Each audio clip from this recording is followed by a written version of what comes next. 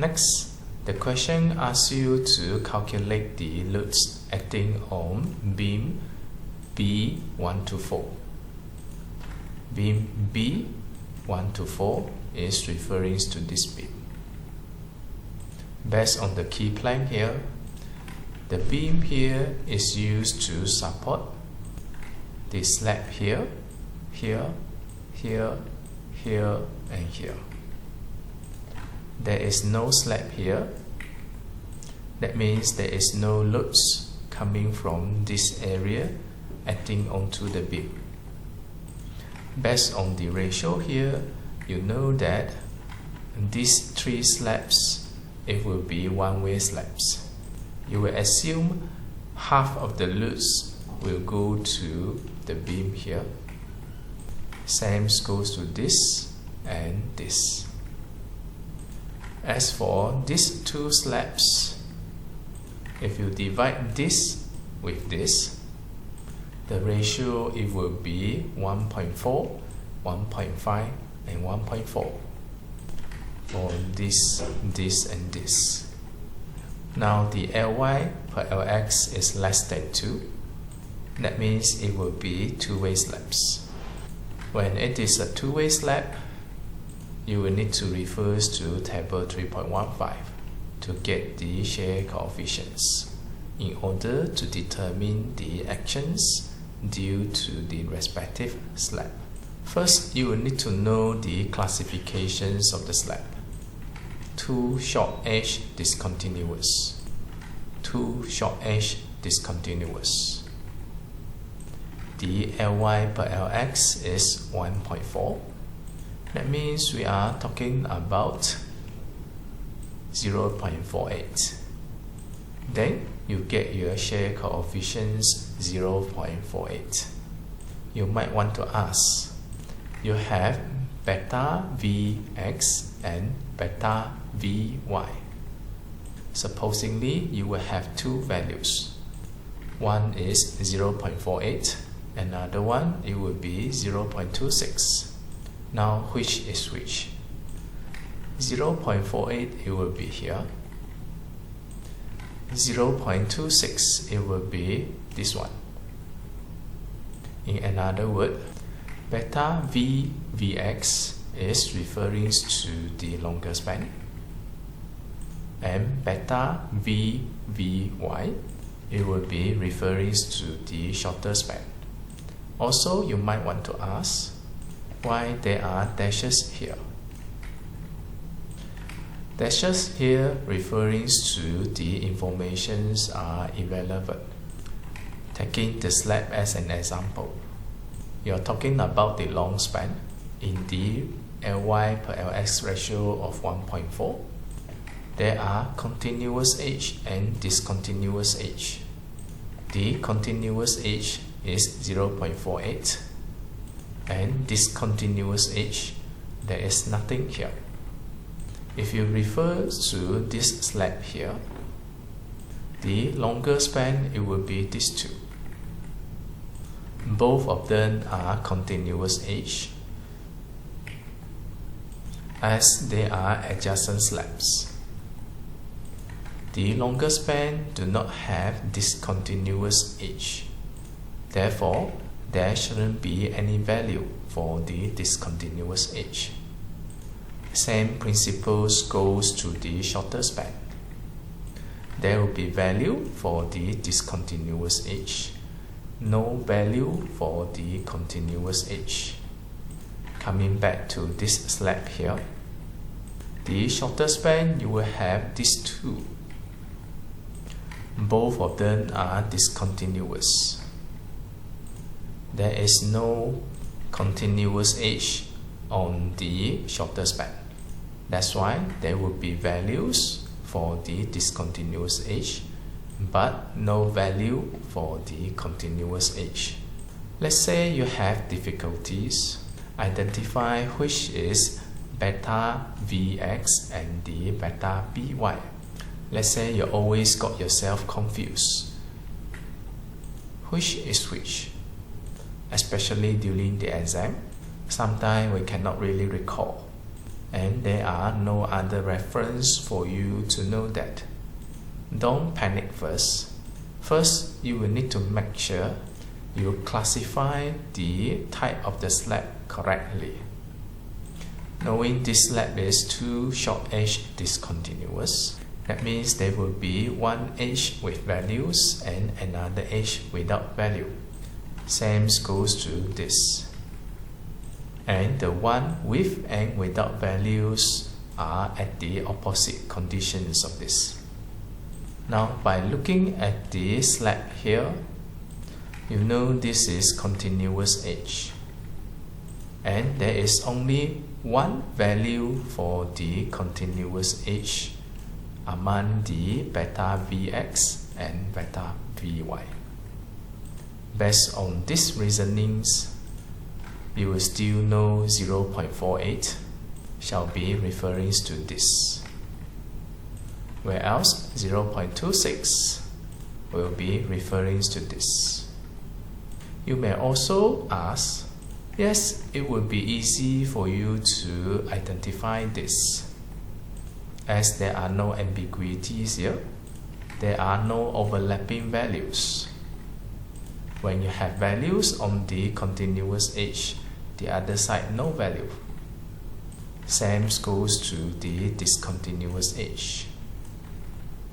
What if you encounter this type of slabs and also this type of slabs?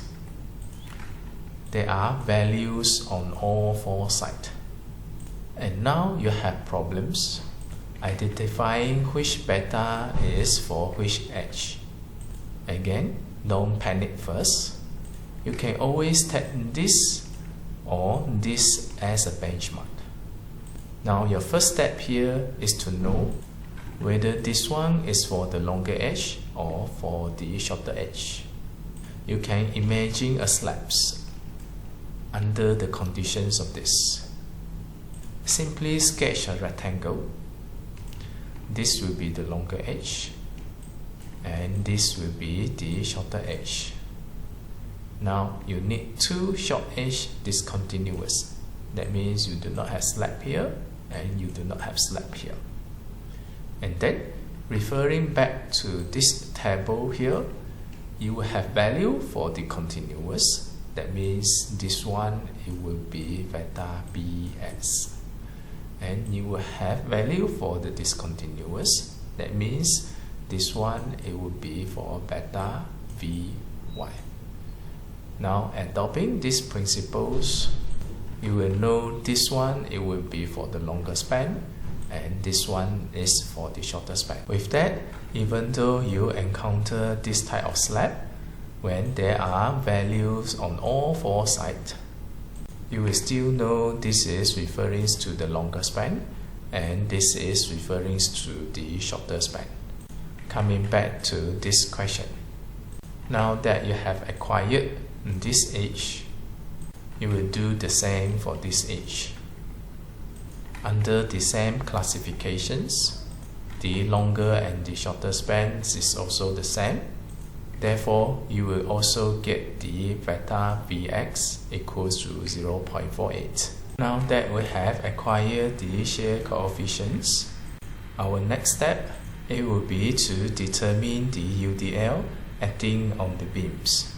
You may refer to clause 3.5.3.7 in British Standard at 110, equations 19 and 20.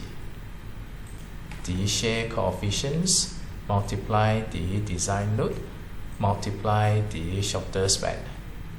That will give you the loads acting on the beams. Adopt the equations here. You have the shear coefficients. You also have the shorter span. Referring to the keep length here, if you are referring to this slab, the shorter span it will be 4 meters. Now if you are referring to this slab, you will assume half of the loads will go from the slab to the beams. To make it simple, you can simply assume the shear coefficients as 0.5, as this will still give you the same results. Adopting the equation here, the shorter span it will be 2 meters for these slabs. Now the problem here it will be the design load. First, the design loads it will constitute of the permanent actions and the variable actions. And then if you are talking about the ultimate limit state, you are talking about 1.35 GK plus 1.5 QK. Let us do it step by step. We first deal with the permanent actions. The permanent actions it will be due to the self-weight of the slab itself, the finishes, the weight of the brick wall, and also the self-weight of the beam. These are the loads that comes together with the structural element, which it will be there permanently as long as the structural elements is there. Take note that the units of all these permanent actions may not be the same. Some appears in the mode of kilonewton per meter square. That means by the slab areas. Some appears in the volume, kilonewtons per meter cube. As for the brick wall, although it appears in the areas, but the areas it will be on basis of the brick wall. You cannot simply add them up in order to determine the permanent actions. The variable actions is more straightforward because you have only one value. In order for you to compute the design load, you will have to convert all those units into a universal unit, which is kilonewton per meter length of the beam. Now the question here is, how do we do that? First, you can deal with the slab areas. The GK, which is the permanent actions of the slab, it will be the self-weight of the slab plus the finishes. The finishes is given in the questions, which is equals to 0.85. As for the self-weight of the slab, it is determined by multiplying the thickness of the slab, which is 150 mm, times the unit weight of the concrete, which is 25 kilonewton per meter cube. Be careful with the units. 0.15 meters times 25 kilonewton per meter cube, it will give you units of kilonewton per meter square. The finishes given is equals to 0.85 kilonewton per meter square. It is only when the units are the same, they can be added up together. With that, you get the GK for the slab, 4.6 kilonewton per meter square. The loading here, it will be per unit area of the slab. And then we have the QK of the slab, 2.5 kilonewton per meter square. With that, you may adopt the equation here. If you refer to the key plank here, the loads acting on this part of the beam, it will be due to this slab and this slab. As for this stretch, the load will come from this slab, and then this stretch, the loads come from these two slabs. Let us consider this slab are the upper slabs and this slab are the lower slabs. Since the coefficients are different, the loads contributed by those slabs will also be different. There are 3 spans here. We'll deal with the upper slab first. Since the coefficients is equals to 0.5, adopt the equations. The load for the permanent actions is 0.46 as calculated here. And then the Lx is equals to 2. which is referring to the shorter spans of this slab. Same process apply to the end span, mid span, and the end span. And then you can adopt these equations for the Q case. Coefficient 0.5 and 2.5 is the Q case for the slab per unit areas times the shorter spans of 2 meters. Now you determine the kilonewton per meter span in terms of the GK and the QK. These are the GKs and QKs due to the upper slabs at the end span, mid span, and the end span. Next, we deal with these two panels. The coefficients is 0.48, and here you have nothing. Adopt the similar process. 0.48 times GKs of the slab per unit area times the shorter spans of 4 meters. Where do you get the 4 meters? It comes from here. The midspan has no roots because it is a void, and the same process will go for the end span. You will do the same for the QK. Coefficient 0.48, 2.5 QK kilonewton per areas, and times the shorter spans. With that, you have GK and QK from the upper slab and the GK and QK from the lower slabs. Now all your units here are kilonewton per unit meter, which is acting along the beam. Next, we will calculate the loadings acting on the beam due to the brick wall. It is given in the questions. The weight of the brick wall is 2.7 kilonewton per meter square, which is per unit area of the brick wall. The question here assumes that there are brick walls acting on all the beams. And the question gives us that the story height is 4 meters. Since the questions do not mention that whether there are beams on top of the brick wall, the industrial practice usually will have a beam on top of the brick wall. It is easier to construct in this way.